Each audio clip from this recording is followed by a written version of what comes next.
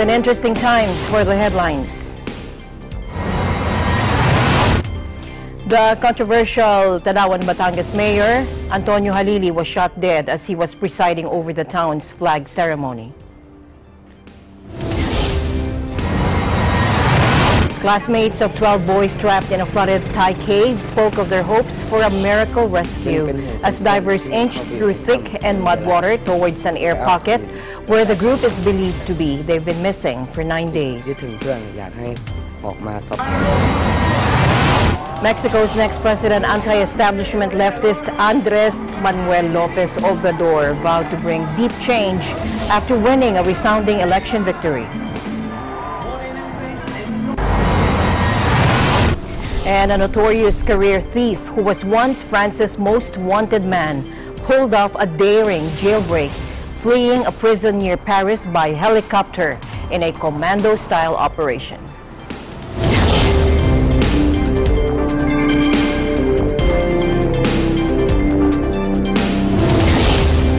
I'm Alma Angeles, wherever you're watching from around the world. Thank you very much for joining us tonight. And now to the news.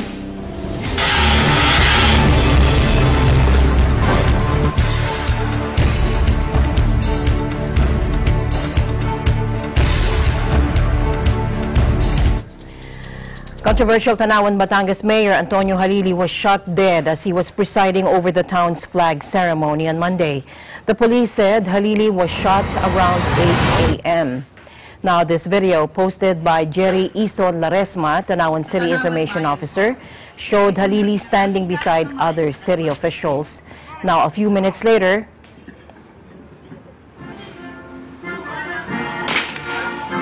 there you go, a shot was heard, followed by screams from attendees of the ceremony. It was later found out that Mayor Halili was shot in the chest.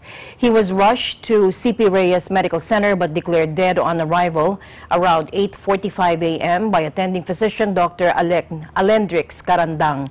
Philippine National Police Chief Director General Oscar Albayalde already ordered a thorough probe on this incident.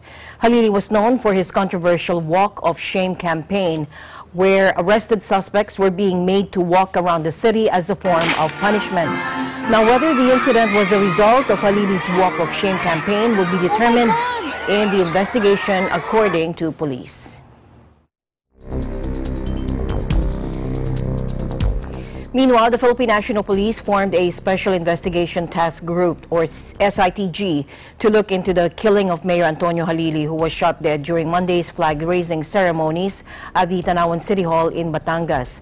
Now, speaking to newsmen, PNP Chief Director General Oscar Albayalde clarified that they're still awaiting the official report on the incident and still await the SITG report. Mayor Halili, 2 years ago, ordered drug suspects to be paraded in public in a campaign that was dubbed Walks of Shame. The suspects were forced to wear cardboard signs that read, "I'm a fisher, don't emulate me," in a campaign that alarmed human rights officials. Tingnan din natin yun. That's one. Remember, si Mayor, no, very, marami ring sigurong napahiya, nasaktan dun sa ginagawa niyang walk of shame. Kasi sa kanya, madalas, naging very controversial yan, yung walk of shame niya. Isa yun. Police officials, however, also linked Mayor Halili to illegal drugs, an allegation he strongly denied. Una, ang pag-aalis ng security sa kanila, it's not our decision. It's the decision of the DILG, no? And of course, the NAPOLCOM for suspending their deputation dun sa control over the PNP and their locality, no? At sa ganyan namang bagay, hindi naman sabi natin totally na hindi pwedeng i-secure yung area, no? It's the PNP has also the responsibility to secure the area, not only for the mayor but or the VIP concern, but for the whole people or dun sa mga taong nandoon sa area na yun, to maintain peace and order.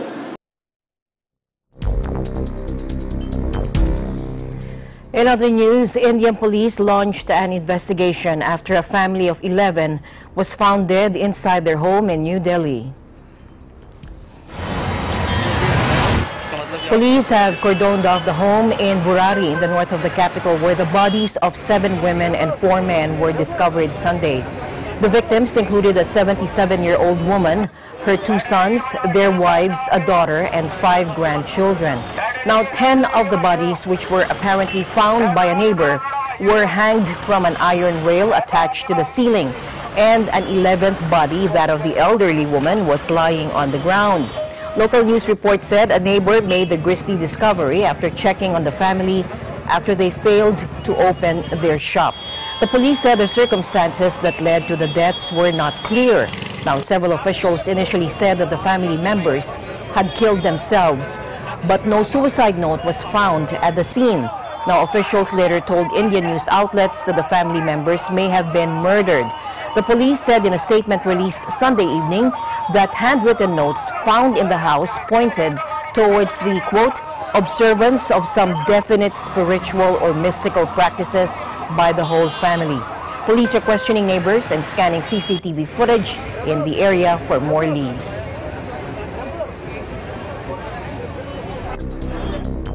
To the U.S. now, hundreds of marches took place across the country, thousands of people demanding the Trump administration reunite families separated at the U.S.-Mexico border. The protests were marching under the banner, Families Belong Together. Our EBC correspondent from Texas, Kathleen Gregorio, reports from Corpus Christi. As you can see behind me right now, hundreds have gathered from all over South Texas here in Corpus Christi's Cold Park. You can hear cars honking as they support the group of people that have come here to rally against the separation of families and children under the recent immigration policies. We're here today with Mary Alice Gonzalez, one of the organizers. Mary, what can you say, what is the name of this organization? The organization is Corpus Christi Indivisible. It's from here from Corpus Christi, and I'm the group leader. Our mission for Indivisible is to stop the Trump agenda. And the reason we're getting together today, because it's a nationwide event to keep families together. And we have people coming here to show their support for us, because we're standing up to resist this action the president has taken of separating families and keeping them together. Families need to be together. And it's very important to get the children together. Where are the children? There are about 4,000 children that have been separated away from their parents. Can you imagine how that feels, to be separated from your child? My name is Daniel Plata, and I'm from Corpus Christi, Texas. And I'm protesting and letting our government know that what they're doing is entirely wrong. Donald Trump is breaking the law. I mean, our country was formed by immigrants, and we're all immigrants here.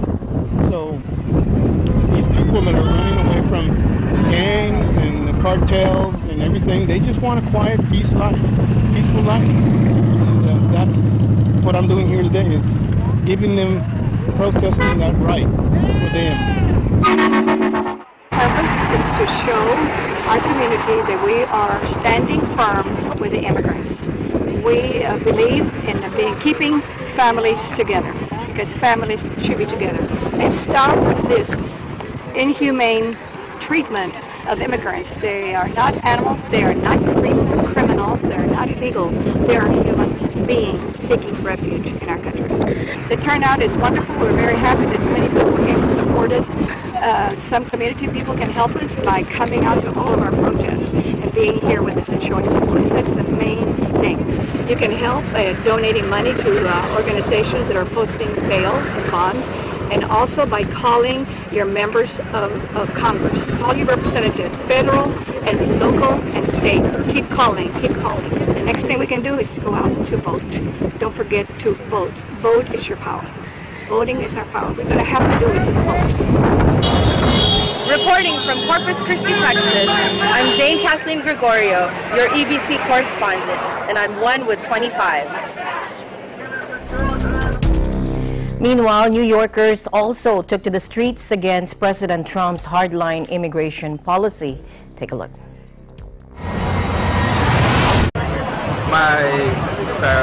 Trying not to get too emotional, but as a kid, my parents, they actually were illegal here, and it took them a long time for them to get papers. Like, they always filed taxes no matter what, but they weren't able to get a residency and citizenship, so my sisters and I would always fear that they would be taken away from us. The really shameful recent actions of separating families as a way of deterring other desperate families from seeking asylum, I think is just another level of evil. What do we do? What do we do?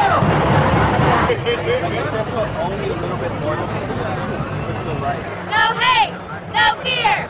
Immigrants are welcome here. Women's March, we had lots of different themes we could roll with. Terrorists and cheat.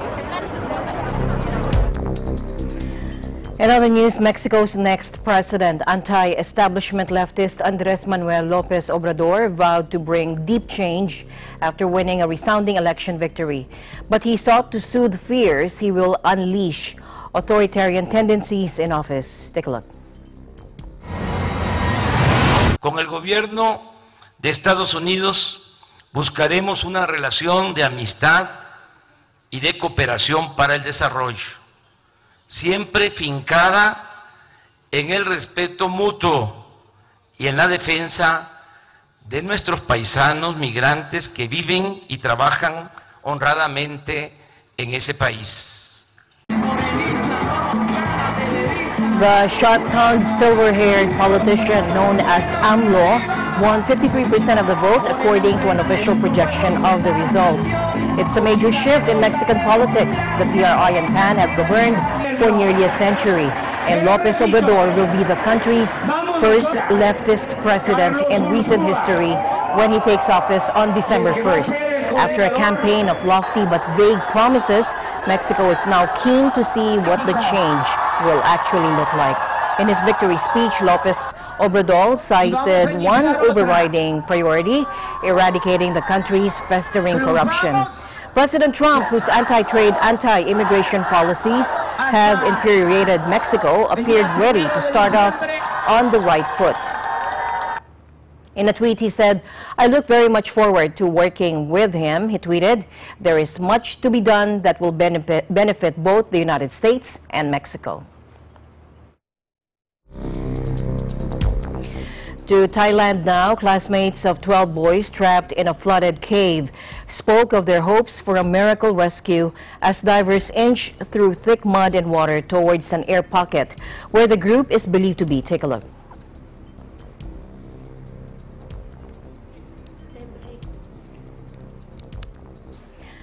All right, we'll be back with that news as soon as we go back from a break. We'll take a short break. Eagle News International will be right back.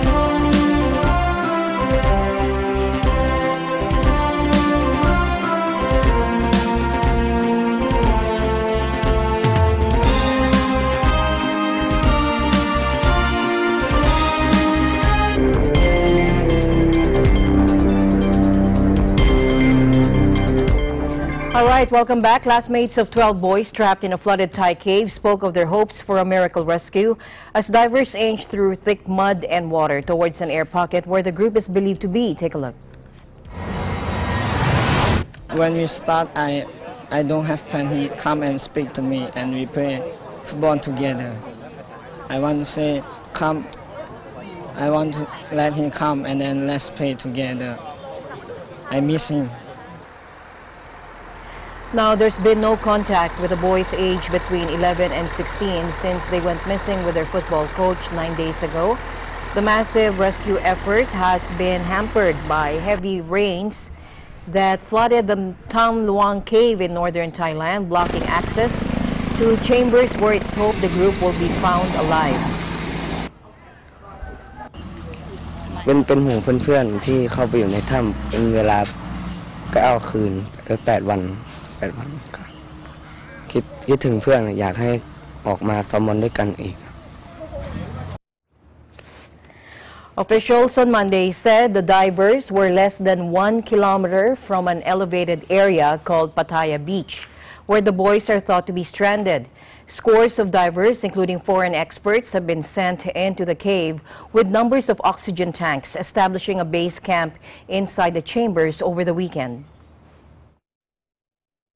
วันนี้เราจะไปยึดเอาโถง3นะครับเป็นที่บก.ส่วนหน้าเราจะไปสถาปนาโถง3เนี่ยเป็นที่อยู่ต่อไปนี้เนี่ยทุกท่านอาจจะเห็นหน่วยซิลน้อยนะครับน้ำหมดเลยนะครับมืดด้วยเป็นน้ำหมดเลยก็ลองคิดดูว่าระยะทางเนี่ยในแต่ละจุดไปถึงพัทยาบีชนั้นน่าจะประมาณสัก3 กิโลนะครับ Obviously, you know, with the improvement with the weather, hopefully, you know, some of the other areas and some of the efforts are also becoming easier.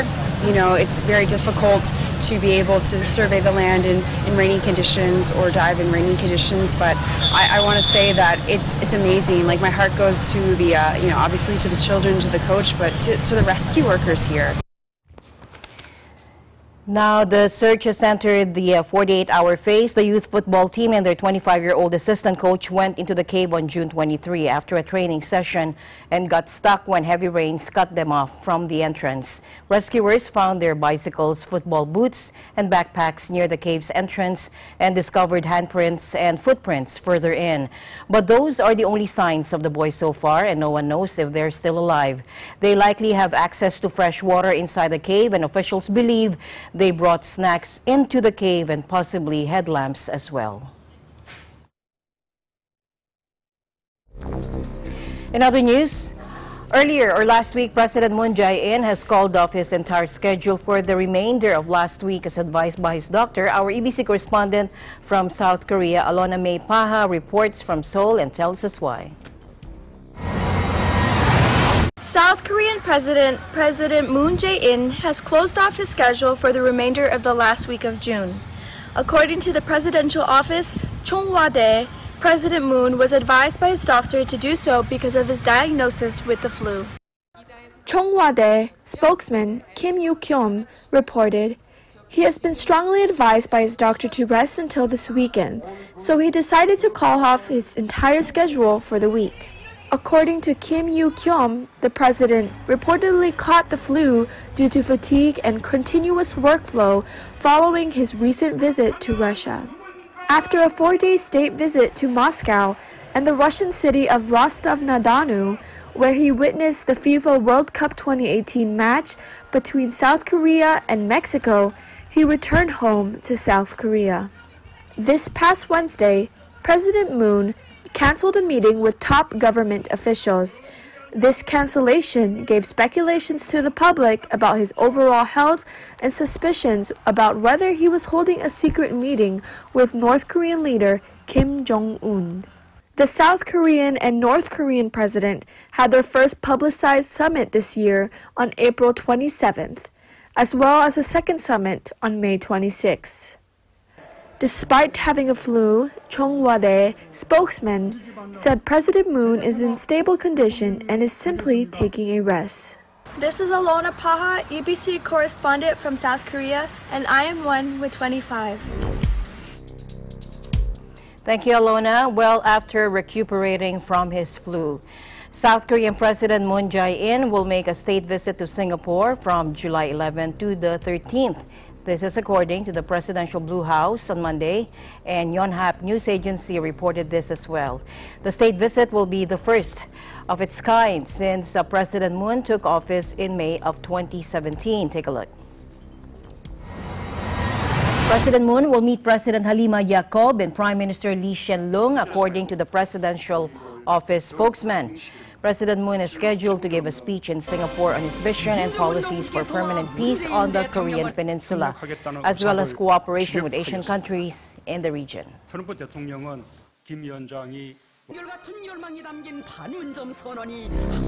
Japan's 84-year-old Emperor Akihito canceled his official duties on Monday after being taken ill. Emperor Akihito, quote, had a sudden feeling of sickness and heavy sweating in the early morning, and Empress Michiko immediately brought in the palace doctor. The doctor diagnosed the emperor with symptoms of vertigo and nausea due to cerebral anemia. Cerebral anemia is a condition resulting from insufficient blood flow to the brain. Emperor Akihito had been due to meet Monday with Princess Ayako, a daughter of one of his cousins. It wasn't clear when Emperor Akihito would resume his public duties.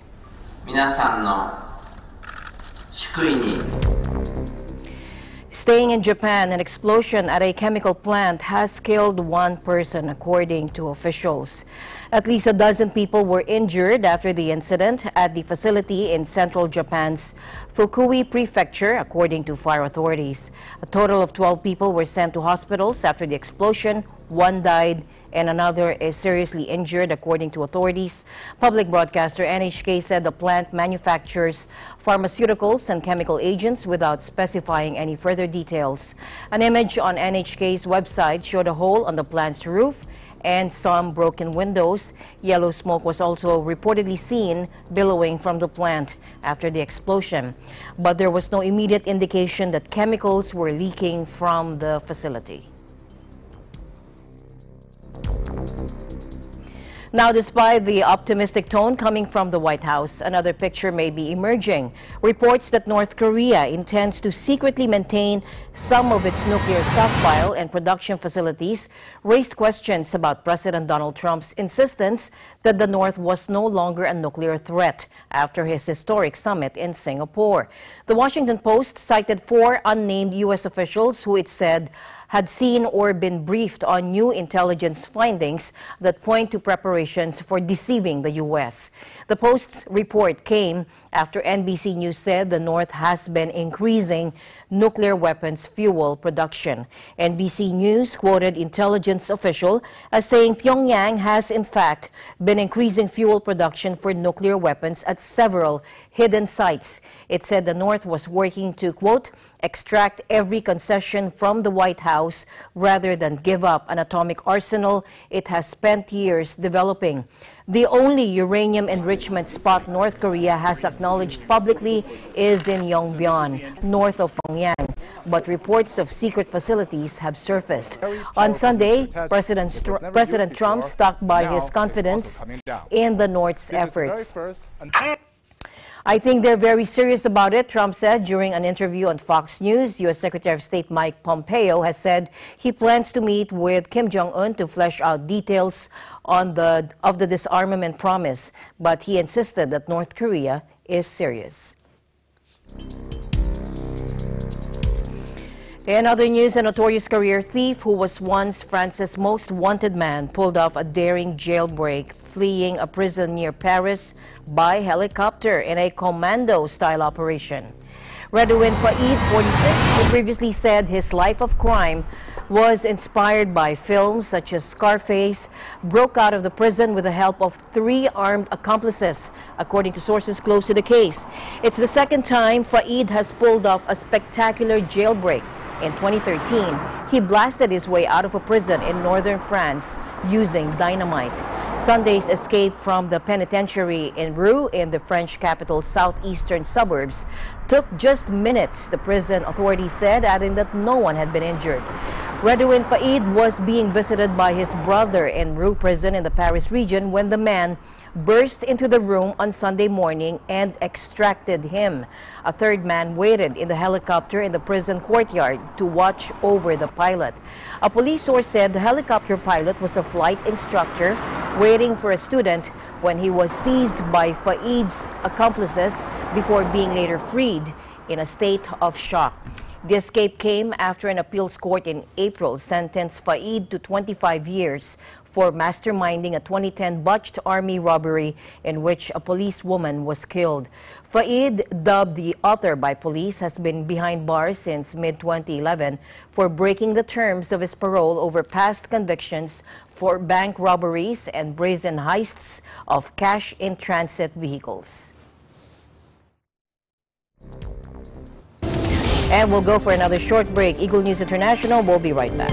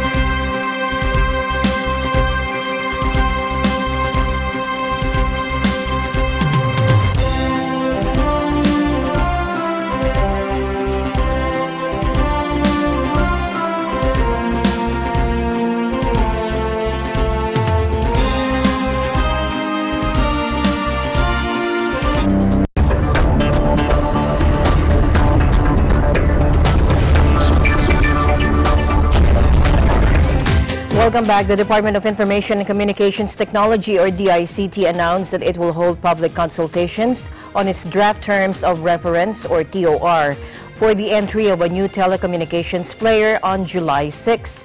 In an advisory to media, the DICT said that the consultations will be held on Friday morning at the Crown Plaza Hotel Galleria in Ortigas Center, Quezon City. The DICT has released last Thursday its proposed guidelines on the auction of frequency spectrums under a second set of draft guidelines for the selection of the third major telco player. According to the guidelines, a bidder that will offer the highest annual capital and operating expenditure for a 5-year commitment period shall be selected as the new major telco player. The new telco player shall be subject to the applicable spectrum user fees pursuant to prevailing rules and regulations after the same period, and participants should have a minimum bid of around 36.58 billion pesos. A third telco player should have an annual capital and operating expenditures worth 40 billion pesos, must have coverage of at least 30% of the national population, and a minimum average broadband speed of 5 Mbps according to the earlier guidelines. Finance Secretary Carlos Dominguez III earlier said that a third telco player needs to have at least 200 billion pesos to compete with existing telco giants like PLDT and Globe Telecom. In other news, a week after implementing a substantial rollback, oil firms will once again turn the tables on the consuming public with another oil price hike Tuesday, July 3. Major as well as independent oil companies announced a 65 centavo per liter increase in unleaded gasoline, 55 centavo per liter in diesel, and 70 centavos per liter in kerosene. Earlier, Eastern Petroleum said that there could be a moderate increase in pump prices scheduled to take effect on Tuesday. Chairman Fernando Martinez said that despite earlier expectations of sustained price cuts as a result of OPEC members boosting their production, and with Saudi Arabia and Russia agreeing to add production, recent political turbulence in Libya and Venezuela, and the recent oil export ban on Iranian oil production, coupled with low inventory in the U.S., resulted in this price reversal. Nonetheless, he said the favorable response of both Saudi Arabia and Russia to hike production and a possible warming relationship of U.S. and Russia with the incoming summit of President Trump and President Putin could create positive and calming sentiments in the world market. And President Trump's trade war is expanding beyond China. Take a look. The European Union warned that up to $294 billion worth of U.S. exports could face countermeasures if President Trump went through with his threat to slap duties on auto imports. In a letter to U.S. authorities, the European Commission, which handles trade policy for the bloc's 28 members, painted a stark picture of what the U.S. economy would face if President Trump followed through on his threat. Economic analysis confirms that an increased tariff on these products will be harmful first and foremost for the U.S. economy. The letter said these companies support 120,000 direct and indirect U.S. jobs in plants across the country, the EU said, pointing to sites in South Carolina, Alabama, Mississippi, and Tennessee, southern U.S. states known for their unwavering support for President Trump.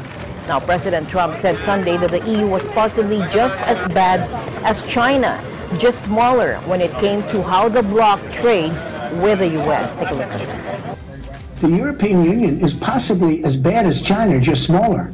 Okay? It's terrible what they do to us. The European Union, take a look at the car situation. They send the Mercedes in. We can't send our cars in. Look what they do to our farmers. They don't want our farm products. You know, in all fairness, they have their farmers, so they want to protect their farmers. But we don't protect ours, and they protect theirs.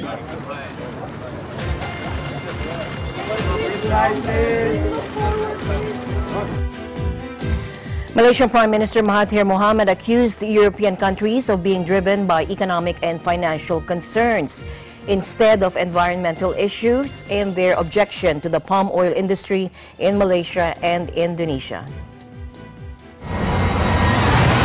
Kelapa sawit sekarang ini diancam oleh Eropa dan kita perlu bersama-sama melawan pihak mereka bahawa minyak kelapa sawit ini didapati daripada hutan-hutan yang telah ditebang oleh pengusaha, dan dengan itu dia mempunyai kesan yang buruk kepada cuaca. Negara mereka juga satu diikuti dengan hutan, tetapi mereka sudah tebang hampir semua hutan mereka. Tidak ada siapa yang membantah, dan kita juga sudah pernah membantah. Tetapi kali ini apabila kita perlu kepada kawasan yang lebih luas, maka mereka memberi bandara bahawa ini mencemarkan iklim. Kelapa sawit, minyak kelapa sawit ini bersaing dengan minyak-minyak daripada puncak, soybean, rapeseed dan sebagainya. Mungkin lebih dari tentangan mereka mungkin berasal daripada ekonomi dan keluaran mereka daripada environment, masalah environment. The European Union seeks to phase out palm oil from transport fuel. However, earlier this month, the EU lawmakers agreed to defer the ban to 2030 from 2021. According to Dr. Mahathir, Europe's opposition is viewed as more economics related rather than due to the alleged environmental impact of oil palm cultivation. He said it was Europe that actually no longer had many forest-covered areas, as most of the trees had been cut down. Prosecutors have sought an arrest warrant for Korean Air and Hanjin Group Chairman Choi Yang-ho, who's facing allegations of tax evasion and embezzlement. Take a look. The Seoul Southern District Prosecutor's Office announced on Monday that it requested the warrant for Cho on charges of embezzlement and violating laws on international taxes and pharmaceutical affairs.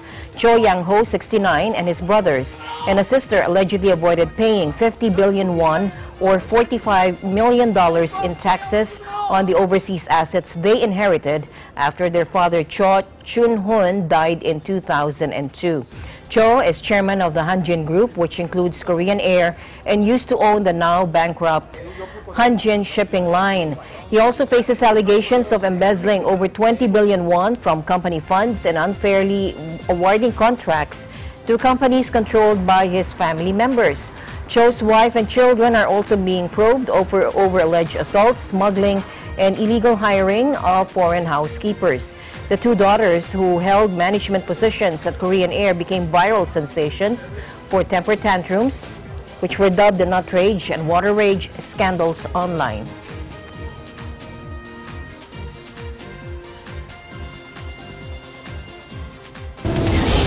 The news continues here on Eagle News International. We'll be right back. Health is our most important asset, and it should always be a constant effort to seek ways to take care of it. That includes professional medical help from the best available. The Manila Beijing Medical Associated Incorporated is known as one of the most specialized centers in medical services, backed by several experienced physicians in Chinese medicine. At an accuracy rate of 98%, countless patients who visited Manila Beijing Medical Associated Incorporated have already been treated and cured. Marami ko ospital na napuntahan, pero wala rin nangyayari. Somebody introduced me to Manila Beijing Medical Associated. After 2 treatments, gumanda ang pakiramdam ko. My friends introduced me Manila Beijing Medical Associated, and luckily, I got cured. So I sincerely want to thank the doctors of Manila Beijing Medical Associated. For the past 30 years, ang dami ko nang na-take na mga gamot. Nothing happened to me. So until one my friend introduced me to Manila Beijing Medical Associated, you know what? All my illness was cured. For any health problems or incurable diseases, you can visit Manila Beijing Medical Associated Incorporated, located at 843B Sabino Padilla Street, Binondo, Manila.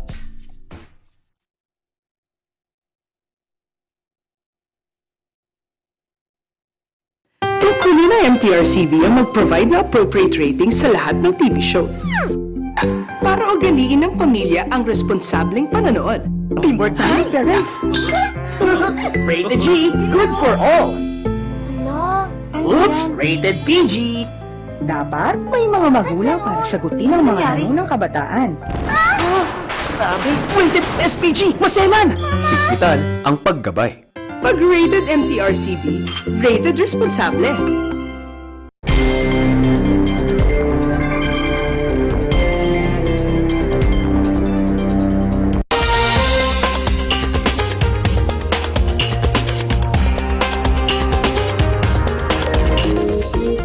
All right, Typhoon Prapiroon is barreling down on Okinawa. We have a report from Jane Kinjo. During tropical cyclone condition of readiness 1 emergency, sustained winds of 35 knots or 45 miles per hour is expected or occurred. At this time, here's the update from Okinawa. Prapiroon left the island with scattered rain showers and gusty winds. Current sea conditions remain at west danger, east danger. Reporting from Okinawa, Japan, this is Jane Kinjo for News International. I am 1.5. All right, we'll get more updates on that developing story. Soldiers and military helicopters continued to battle a rare wildfire in northern England that could burn for weeks amid sustained hot weather. A local resident said the spread of the fire is concerning. I live down the road a little bit and I've just come up to see how far the fire spread. It's quite concerning, but the wind seems to be keeping it in the other direction, but I'm very concerned about the moorlands themselves. I come up here regularly walking and it's just going to devastate the area and the wildlife as well. We've had more fires before, but nothing to this extent. It just seems to be out of control at the minute. Fire officials said it is the worst wildfire in living memory to hit the area. Smoke spreading for miles has darkened skies above swathes of Greater Manchester, one of the most populated areas in Britain. A major incident was declared when strong winds caused two large fires to merge close to major communication masts. Police told walkers and motorists to stay away from the scene at Winter Hill and Scout Road near Bolton. More than 100 firefighters from around England are tackling the fire.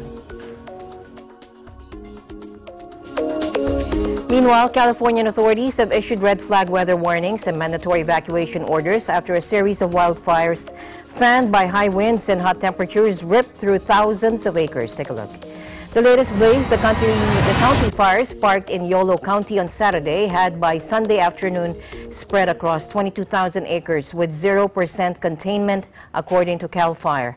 Other active blazes include the Pawnee Fire in Lake County, which had burned 14,150 acres but was 73% contained as of early Sunday. The Waverly Fire in San Joaquin County had spread meanwhile some 12,300 acres and was 75% contained.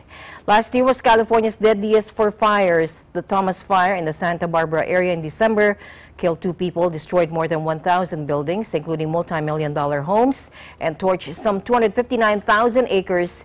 It was deemed the third most destructive blaze since 1932. October fires in the wine regions of Napa and Sonoma Valleys north of San Francisco killed some 40 people, razed some 245,000 acres of forest and scrub, and destroyed more than 7,000 homes and buildings.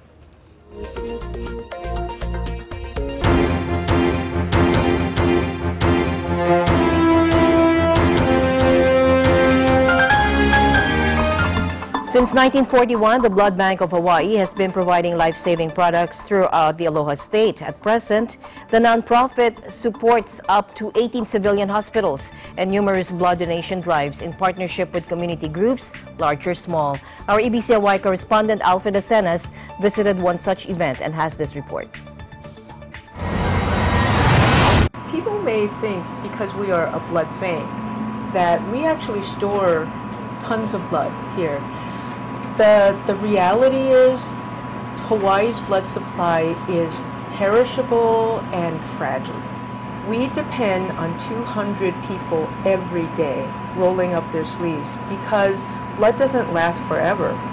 Blood only lasts for about a month and a half, and so a constant supply of donors rolling up their sleeves is critical to keep that perishable and fragile blood supply. The Blood Bank of Hawaii recently co-sponsored a donation drive with the Iglesia Ni Cristo or Church of Christ in Wahiawa, Central Oahu, as it continues to encourage community members to give blood, especially during the so-called summer doldrums. You can see a lot of faith-based people, they understand. Correct. Because, you know, as Jesus gave his blood, you know, so forth, you could give your blood, right, which is, you can't associate that with the dollar amount. Right. When you give your time and you give your blood, that's from your own heart, your own conscience, right, and your own soul. You do that. The statewide nonprofit acknowledges the ongoing challenge that not everyone is able to donate for various reasons. They can get deferred, right? They can be sick. They can have high blood pressure or not enough iron. Right. There's all these percentages that they want to, but they can't. So that alone is configured into the total statistics, right? To counter any discouragement, Blood Bank of Hawaii believes that educating the public on this act of charity is always critical, especially when the entire U.S. continues to experience a shortage of blood products. What we collect today is not for today. Correct. It's for tomorrow. Correct. What's happening today is we got to ensure that that blood supply in 18 hospitals are fully stocked, because we do not know when one of those trauma cases will occur. Correct. If we knew, we'd collect as much as we can the day before. Right. There's a lot of uncertainty. We just don't know. Are we prepared for a big, gigantic crisis? We're not. Not enough. And what about those who still think they don't need to get involved in donating blood? You don't need a high degree of intelligence. All it takes is an understanding that when a person's on an operating table, we cannot manufacture or get that blood, platelets, or plasma from anywhere else except from another human being. Correct. Yeah. So, if only 2% of the population donate, that means 98% of the population are walking around thinking that maybe my blood is not significant because someone else will. Well, it becomes significant when they realize that maybe one of their family members, or themselves included, are in that operating table waiting for a blood product to save their lives. For more on the Blood Bank of Hawaii, visit bbh.org. Reporting from Honolulu, Hawaii, I'm Alfred Asenas for Eagle News. I'm Juan with 25.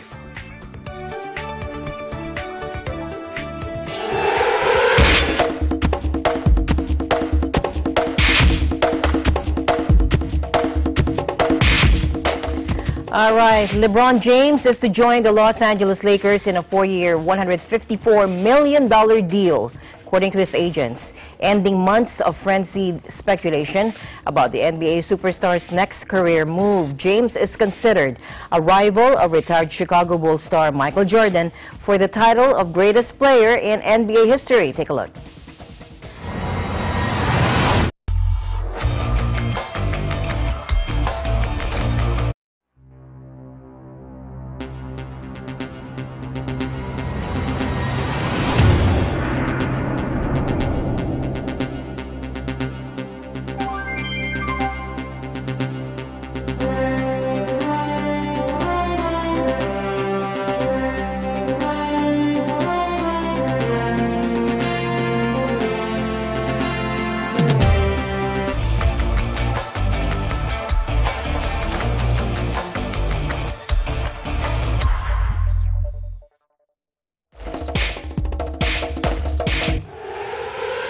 Host nation Russia beat Spain in a shock penalty shootout win to move into the World Cup quarterfinals and knock out the 2010 winners. Take a look.